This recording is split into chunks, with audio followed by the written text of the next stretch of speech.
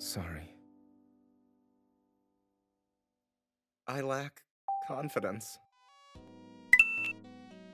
What's up guys, Flux here and Aggretsuko Season 4. Quite possibly the most elusive and challenging season of the show I've had to discuss thus far. After the absolute bombshell that Season 2 was with the addition of Tadano and Anai, with Season 3 having to follow up even harder with the Rockstar plot, I was a bit stumped on where the show would go after Season 3's finale. Retsuko returns to being a regular, boring office worker after being an international star? Her relationship with Haida was pretty uncertain after the whole thing too. So what's next for their story? Well, despite not having any big expectations, this season ended up being a bit underwhelming for me. The only real season-wide conflict we experience has to do with the office everyone works at, and how the company starts to lose its financial steam. Office politics have never been a main highlight in the series. In fact, I feel that all the best episodes are the ones that have nothing to do with Retsuko's work at all. Speaking of, she takes a huge backseat to the story, which I feel like is never a good sign when your name is the title of the show. But before I get too dour, let's jump into Season 4 and piece together this mess. Like and subscribe for more content like this, and definitely leave a comment down below if you guys enjoyed this video.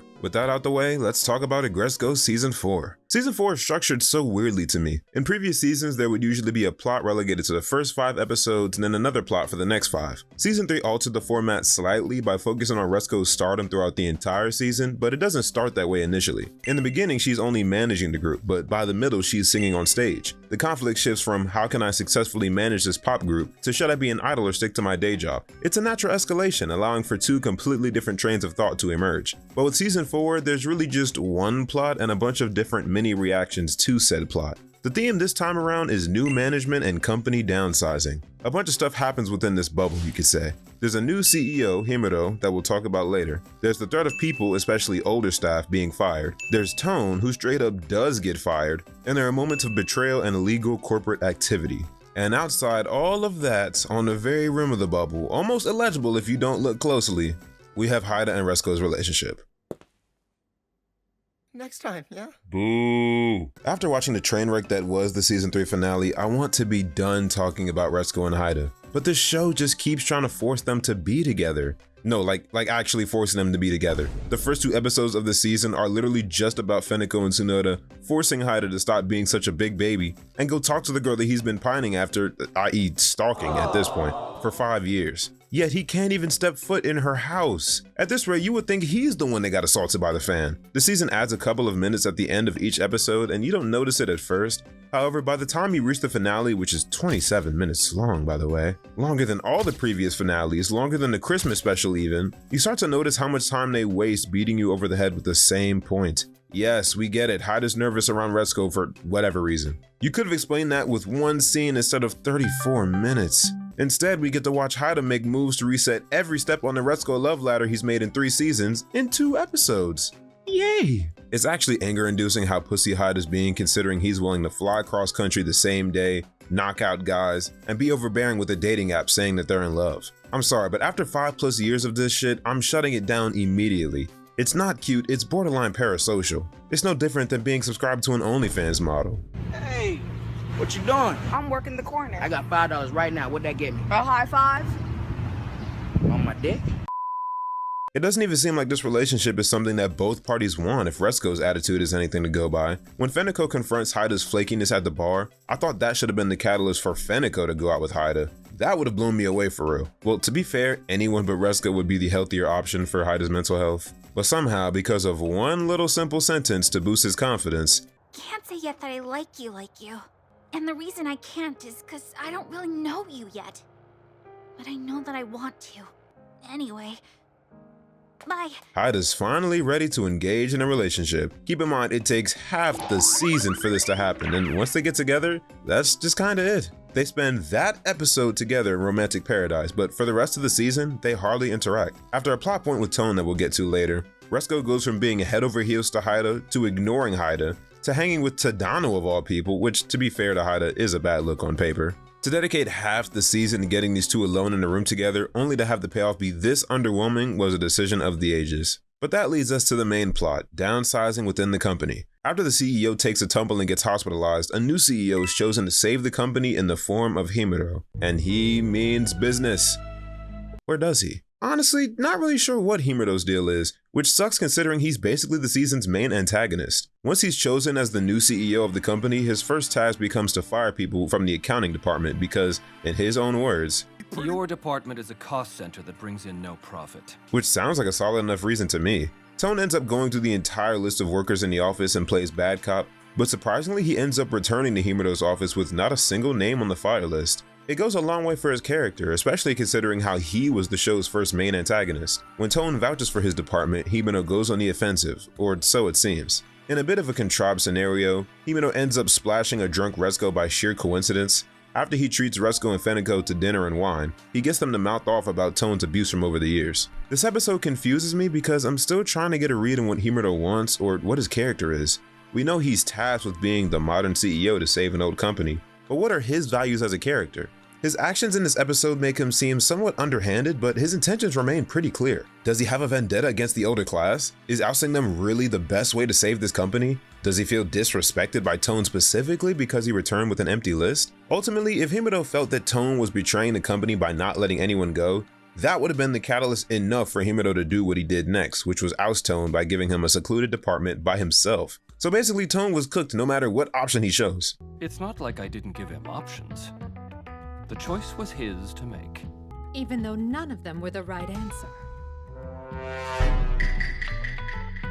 See? Unfair. Yeah, exactly. Either he fires one of his workers for a bogus reason and damages the morale of a branch that, at this point in time, is doing fine, or he gets transferred to a department of one with no tasks while he'll remain until he quits. When you lay out the options on the table, it makes Himuro seem almost evil here, like he's some kind of chess-playing mastermind who wants to break Tone down mentally. There's a scene after Himuro explains his plan where Tone sees the train that takes him to work every day, and with the way they frame it, it makes me think as a viewer that he's gonna kill himself or something. But is that what Himuro was intending when he fired Tone? We don't know. Tone ends up just not going to work, which gets him fired anyway. But the morality of Himuro starts to come into question as more jobs begin to vanish within the company. Kabai gets fired too, with a very annoying sequence of her kids getting sick and her boss having no idea how to operate when she says she has to leave. When will you be in today? I won't be. Not till tomorrow. What? You're skipping work? Yes, his fever hasn't broken. I see. Listen, Kabai. I get that motherhood can be tough. But everyone else in the office is going through their own tough things. Come on, wouldn't your little boy be happier if he could have his mother with him all the time? Oh, wait, what are you doing? This is for Rachel, you big, fat, white, nasty, smelling, fat bitch. I get that it's supposed to get the plot moving. Kabai doesn't want to make the issue any bigger than it is, and she's not the type to put up a fight if the company presses her to leave, but it is hard to watch. Anai's reaction really sells it for me though, as Kabai helping him get used to being new was literally part of his introduction in season 2. Damn it to hell!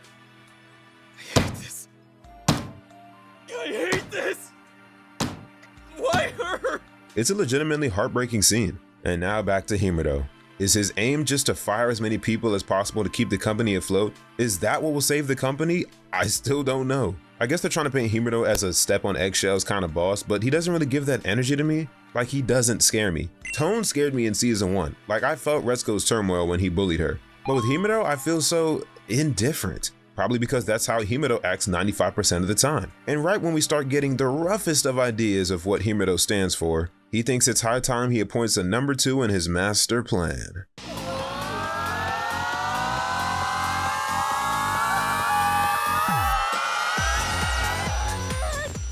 They made you the department director?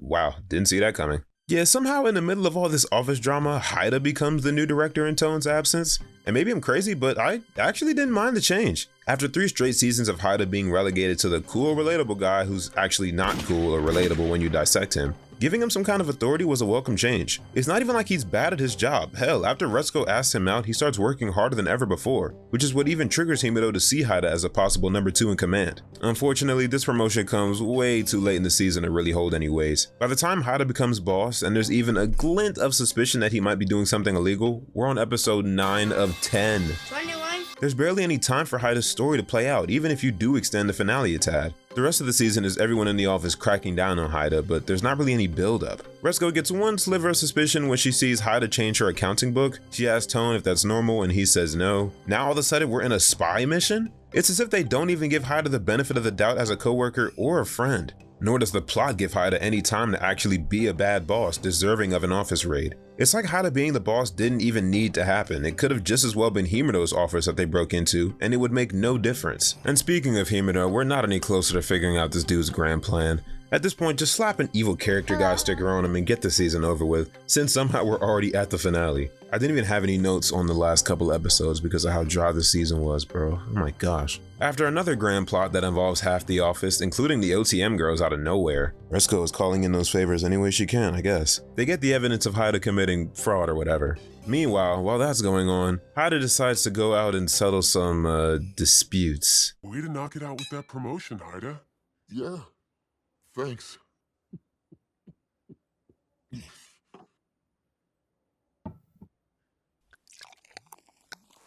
I wonder how Retsy's doing.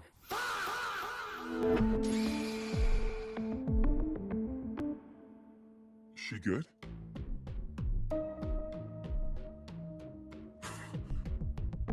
Funny you should ask. That's what I came here to talk about.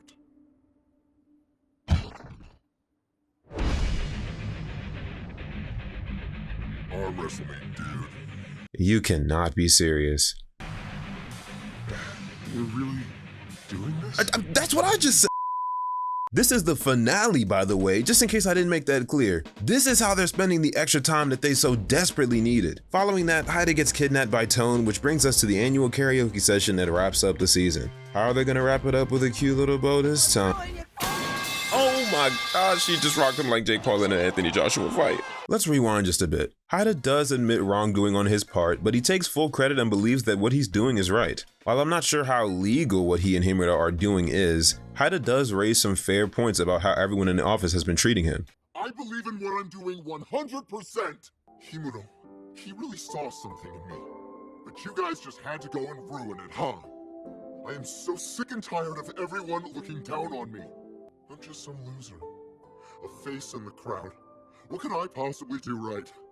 Himuro's stupid little puppet. Is that what I am to you? While I get where he's coming from, it doesn't feel deserved. As I've said before, Haida hasn't been the director very long, so not only does it feel unjustified that his coworkers have been conspiring against him, but we, the audience, have no real reason to be on Retsuko's side with this intervention. This whole plot against Haida started with one account book being changed, and they're acting like Haida's being charged with capital murder. It doesn't add up. Let's just close this chapter on a high note. Low note? Shoot, A notes. Just end the damn book already. Close the book. We're not doing that. Haida tells Himuro that they've been caught essentially, which prompts Himuro to fire Haida after a bit of back and forth. But nothing, and I tell you, nothing could have prepared me for what happens next. Give it up. Why are we still talking about this? I have a lot of respect for you, sir. But when it comes to faking the numbers, I think you forget yourself. I can replace you at the drop of a hat. Of course you can. I'm just some guy. You think I don't know that? So plain it makes me sick. But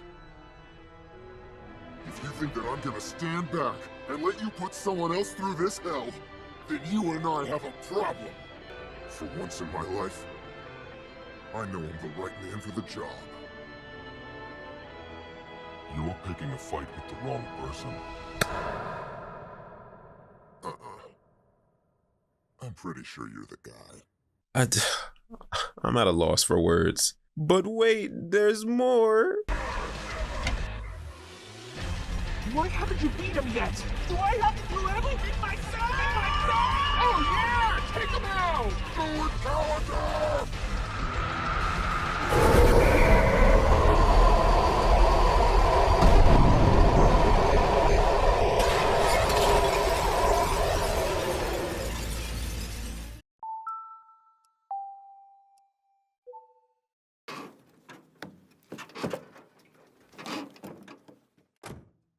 Yeah, this finale, along with this season, was not it. They need to take the slice of life category off of Netflix because what the hell about any of this was realistic? Was it Himuro randomly stumbling into Retsuko and Feneko on a night out? Was it the office coming together to do a heist on Haida?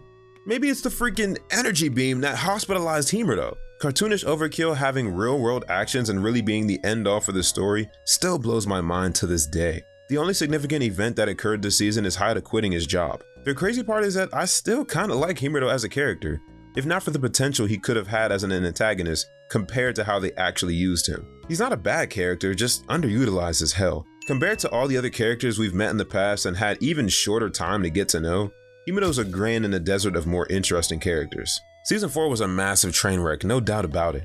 It's not particularly entertaining, aside from Tone and his daughters and Tsunoda getting some amusing lines. The plots are just all over the place. I didn't even mention the storyline with Retsuko hanging out with Tadano to boost her Death Voice channel because it doesn't really make sense or go anywhere by the end of the season. Yeah, I guess it helps Haida feel more like an outsider to Retsuko, but he already felt that last season when she was an idol. This season was an easy 2 out of 10. After watching Aggretsuko finales, I felt relieved, emotional, and even frustrated.